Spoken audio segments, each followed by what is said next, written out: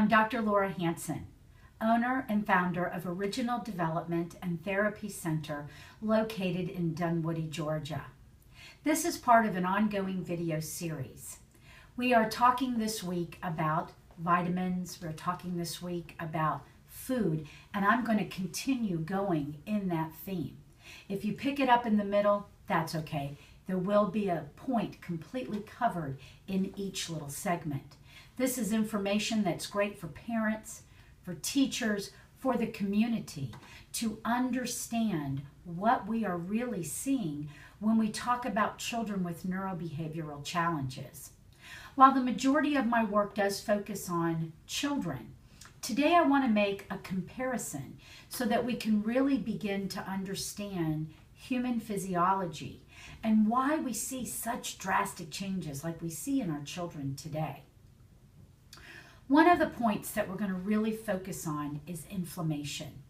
The bottom line is all disease, regardless of what we're talking about, whether it be autism, Alzheimer's, Parkinson's, irritable bowel, cardiovascular stress, all of it results in inflammation.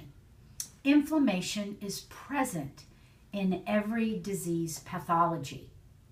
And autism is no different. In fact, some researchers today are even saying that autism is really brain inflammation. We have many viewpoints in healthcare about everything. So this is my perspective. You can find research to substantiate anything that your perspective wants to conclude. Research is really like that. Now, I find research very valuable, but I think you have to look at the source of the research. I think you have to see what is the conclusion and who will directly benefit from that conclusion, as well as I think there's some real value to individual cases compared to double-blind placebo trials. A double-blind research article takes years, while individual case studies are telling you exactly what's going on right now. And we need that information. Today, 1 in 6 child will have some kind of altered learning style. We are in an epidemic, and this is not just about better recording and documentation of autism. We are not in a genetic massacre. You cannot have a genetic epidemic. It doesn't exist. We do have to look at us. We have to look at our lifestyles. We have to look at our internal environment, and we have to look at the external environment to make some conclusive points. One of the areas that is foremost in autism is oxidative stress. And what has been concluded and tried to be formulated into a genetic profile is something wrong with the mitochondria. The mitochondria is a component or an organelle inside of the cell. The mitochondria is responsible for what gives energy to the cell and thereby creating energy in a cycle to create energy for the body. Now, there's many reasons for this that you could find that there is some type of epigenetic change to the mitochondria inside of the cell. Epigenetic means that EPI in front of the word genetic means something that played upon that genetic marker. And those things that play upon the genetic marker are things that exist inside the body and outside of the body. So when we look at a child, we look at that history and we try to determine what are those red flags that could have potentially caused chaos inside of the human physiology. Today we're seeing all kinds of patterns. We're seeing changes in vascular biomarkers, such as if your child has had a CBC, and you might see high white blood cells, high platelets, high neutrophils, etc. When you start to see these cluster of events, those are changes that are starting to become critical inside of that child.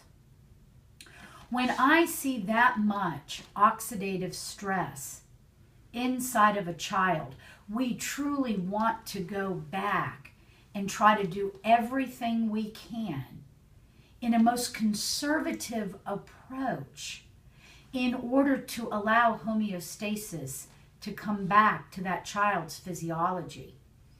Sometimes it is not the best choice to bombard a small child with numerous supplementations, especially when it comes to a child's body. They respond better with food. Now that becomes the battleground, because many of the foods that the children are eating when they are in a high inflammatory condition are literally foods that are perpetuating the problem. Sugars, complex carbohydrates. So it is a battle. Parents desperately want their child to eat. They understand that certain foods their child may be reacting to. However, they can't get their child to eat anything else. This is a real struggle for parents.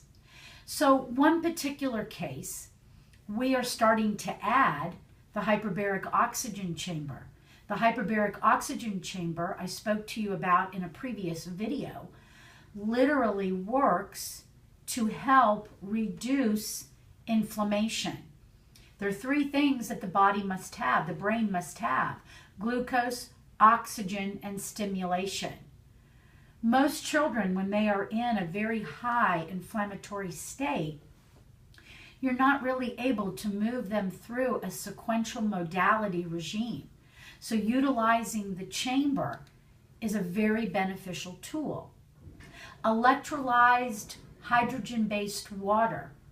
Next week, we're actually going to have Elizabeth Kolber with us to give us some information about Kangen water, which is electrolyzed hydrogen-based water. Lots of research has been done in this area to where it demonstrates that this is a great preventable tool and helps reduce oxidative stress. Now, utilizing something like water when your body and your brain is extremely high in water makes sense to meet the body at its most minimal level in order to put a season of healing in place so that you can get the child moving into a more positive direction.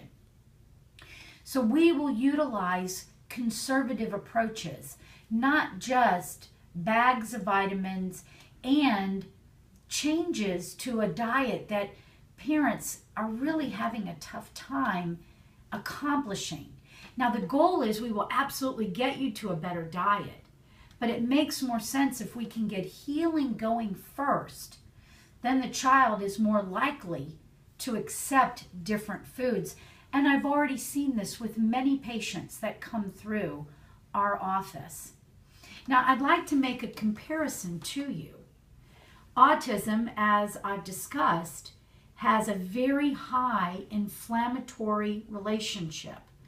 So do chronic illnesses or neurodegenerative illnesses such as Alzheimer's and Parkinson's.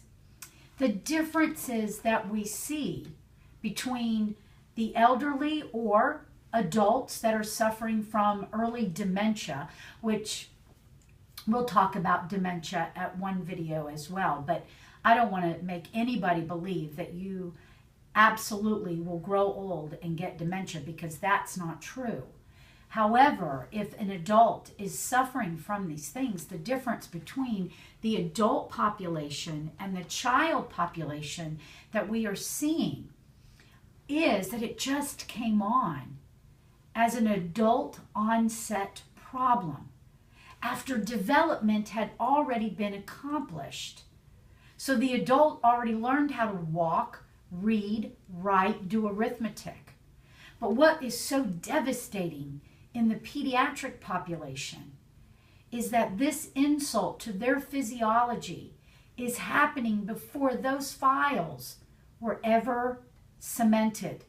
The file to be able to do the motor skills that a child should be able to do, like ride a bike, to be able to go to school and learn and have friendships. It's a timeline. And that timeline is affected because of what's going on in our world today. These are epigenetic changes that have affected our food, our environment, and the decisions that we've made in our healthcare choices.